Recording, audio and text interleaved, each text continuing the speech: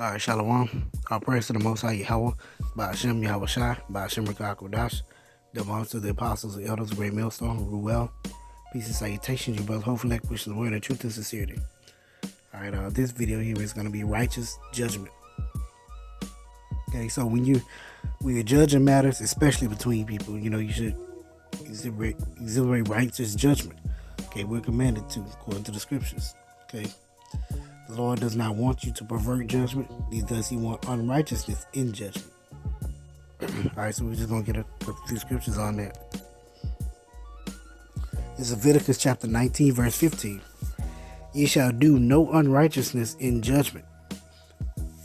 Thou shalt not respect the person of the poor, nor honor the person of the mighty, but in righteousness shalt thou judge thy neighbor.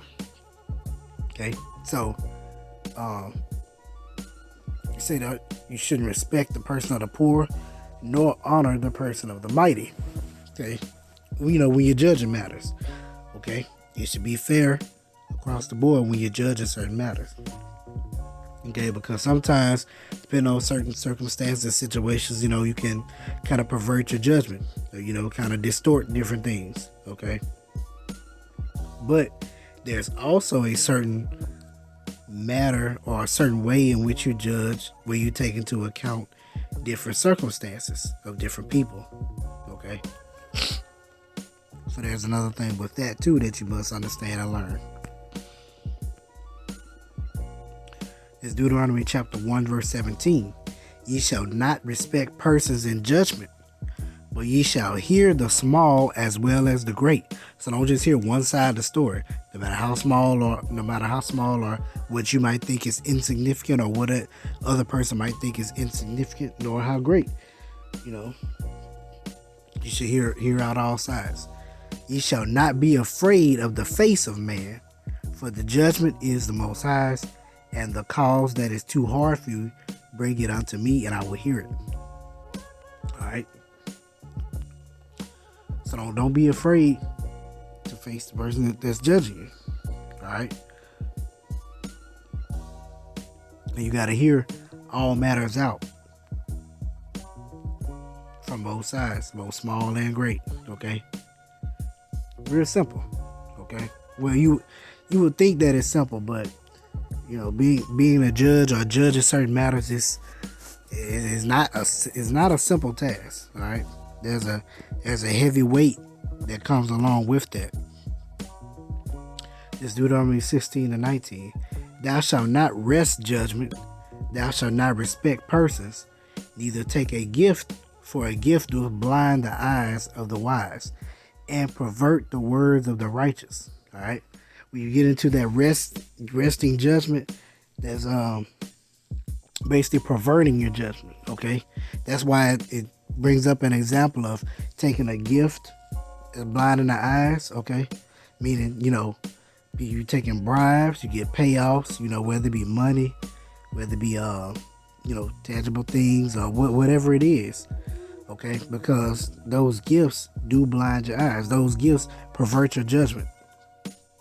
That's why you can't be, as they say, on the payroll. You can't be on the take. We'll get an example of that in 1 Samuel. It's 1 Samuel chapter 8, verse 1. And it came to pass when Samuel was old that he made his sons judges over Israel. Now the name of his firstborn was Joel, and the name of the second Abiah, and they were judges in Beersheba. And his sons walked not in his ways. Okay, so they followed not after ways in which Samuel instructed them to, but turned aside after lucre, and took bribes and perverted judgment. We just read in the law that you're not supposed to do that, but they did. So thus they were wicked judges. All right.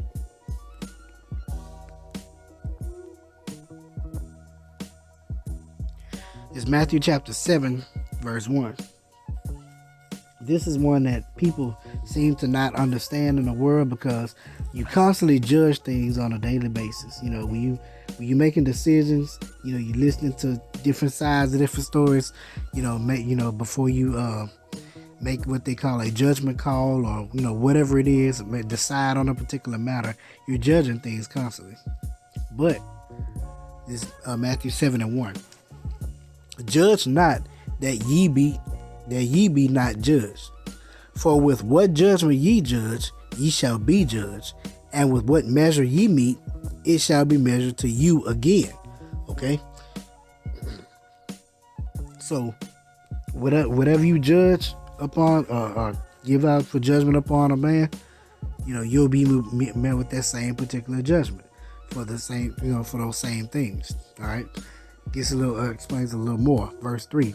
And why beholdest thou the mote that is in thy brother's eye, but considerest not the beam that is in thine own eye? Okay, I can't judge you for smoking and I'm out here smoking. You know what I'm saying? I can't judge you for committing adultery and I'm out here committing adultery. Okay, I'm looking at the mote in your eye, and there's a big ass beam in my eye. I'm doing the same thing. Okay. Or how wilt thou say to thy brother, let me pull out the mote out of thine eye, and behold, the beam is in thine own eye? Like I said, I can't judge you for the same things that I'm doing.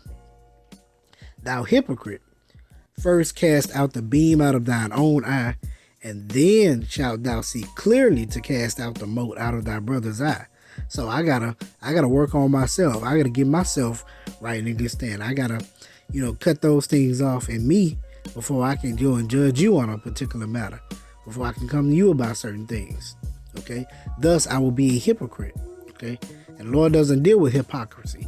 He doesn't deal with perversion and judgment. He doesn't deal with hypocrisy. He doesn't deal with unrighteous judgment. He doesn't deal with a false balance. Everything is within balance unto the Lord. Okay, balance and righteousness, especially in judgment as judges. All right. But it's just a quick lesson on that righteous judgment. So, call Lord Yahweh Shema Shah, Bashim Dash. Hope you edified. Shalom.